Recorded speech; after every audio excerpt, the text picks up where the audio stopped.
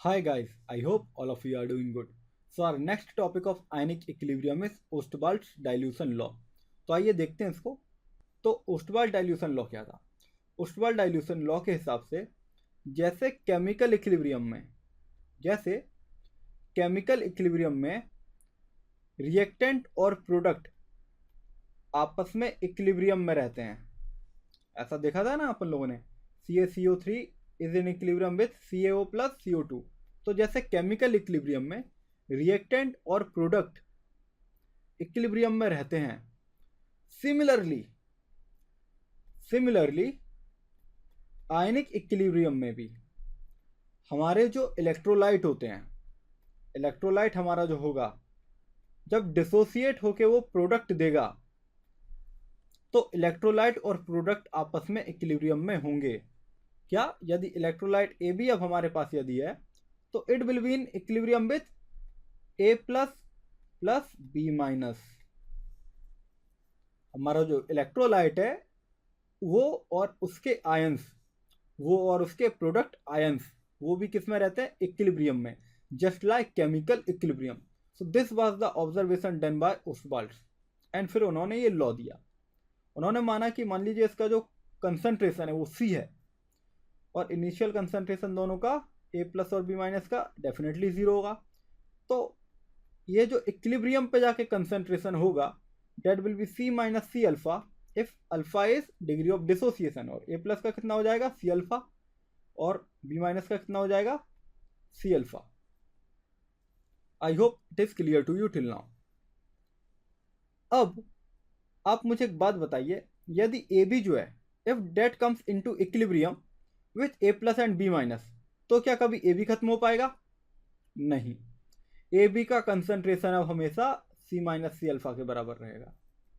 मैं आप लोगों को केमिकल इक्विलिब्रियम में डिस्कस किया हूं कि at equilibrium concentration of all the reactants and products become constant. They do not change. Actually they are in dynamic equilibrium. Continue A B A plus और B minus में convert होते रहेगा, but जितना हमारा rate of forward reaction होगा उतना ही हमारा rate of backward reaction होगा. Means at the same time same rate से ए प्लस और बी माइनस कन्वर्ट होके हमें ए बी देता रहेगा. तो फाइनल कंसंट्रेशन के ऊपर कोई भी चेंज नहीं आएगा. I hope it is clear to you. तो अब जरा एक बात सोचिए, यदि हमारा ए बी इक्विलिब्रियम में आ गया है with A plus and B minus, मतलब उसका जो कंसंट्रेशन है वो फिक्स हो गया है. It means that it is its minimum concentration at this condition and at this temperature, है ना. तो ए बी जो है वो फर्दर डिसोसिएट नहीं होगा, और फर्दर डिसोसिएट नहीं होगा मतलब कंप्लीटली डिसोसिएट नहीं होगा. तो ये किस टाइप का इलेक्ट्रोलाइट होना चाहिए? It should be a weak electrolyte.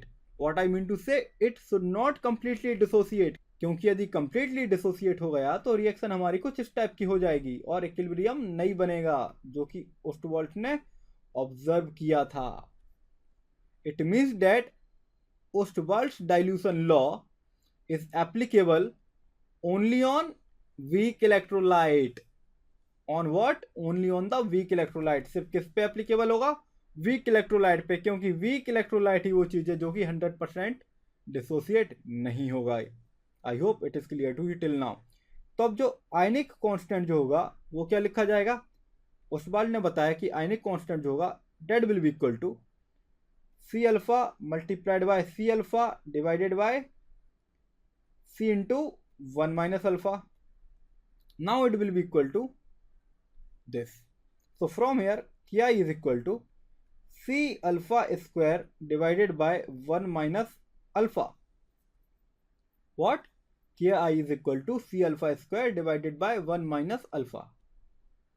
और यदि अब अल्फा जो है that is much less than 1, तो it can be directly written as what? This expression can be directly written as Ki is equal to C alpha square. Ki is equal to what? C alpha square. And from here alpha is equal to under root of Ki by C. क्या हो जाएगा? Under root of Ki by C. और concentration of A plus is equal to concentration of B minus is equal to what? It is equal to C alpha. From here it is equal to C alpha. तो इस logic से C alpha की value क्या हो जाती है? It will be equal to under root of K I multiplied by सी. क्या किया? अल्फा की वैल्यू पुट कर दी और ये आंसर आया. I hope it is clear to you till now. लेकिन alpha is equal to under root of K I by C हम कब रखेंगे? Alpha is equal to under root of K I by C हम कब रखेंगे? Only when value of alpha value of alpha is less than equal to 0.05 is less than equal to 0.05. या फिर ये वाला फॉर्मूला लगाना है कि नहीं, ये चेक आप एक और तरीके से कर सकते हैं. Just check the ratio of K I by C. If this ratio K I by C is less than equal to 25 into 10 to the power -4, then put this formula. Otherwise never put it. Your answer will be wrong.